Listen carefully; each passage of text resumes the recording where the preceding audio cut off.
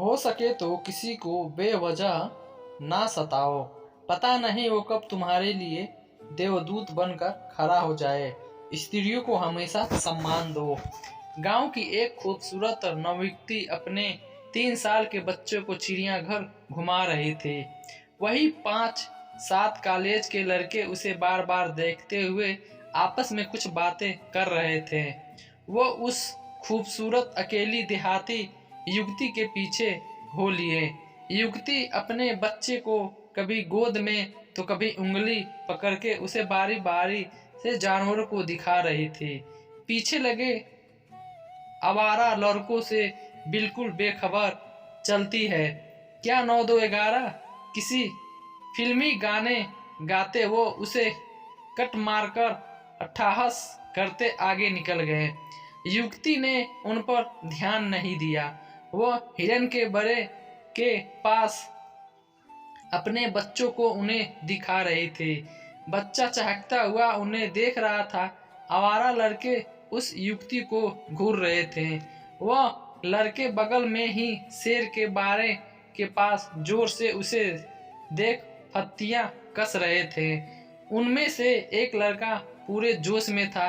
बारे के ऊपर लगे ग्रिल पर बैठकर भद्दे गाने गा रहा था।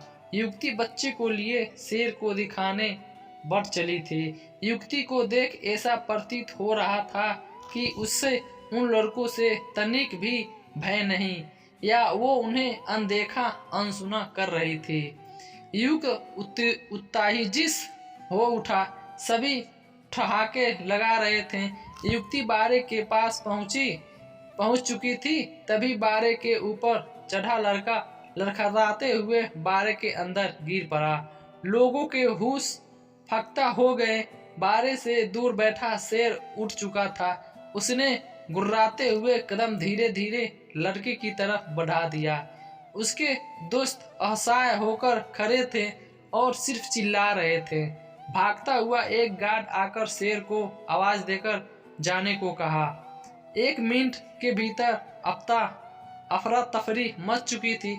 शेर को आते देख गिरा हुआ लड़का डर से कांप रहा था। उसके जोश के साथ शायद होश भी ठंडे पड़ चुके थे।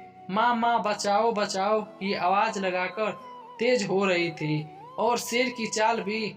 तभी उस देहाती युवती ने अपने बदन से 5.5 मीटर लंबी साड़ी उतार फारे में लटका दिया। बारे में गिरे लड़के ने तुरंत उस साड़ी का सिरा मजबूती से पकड़ लिया।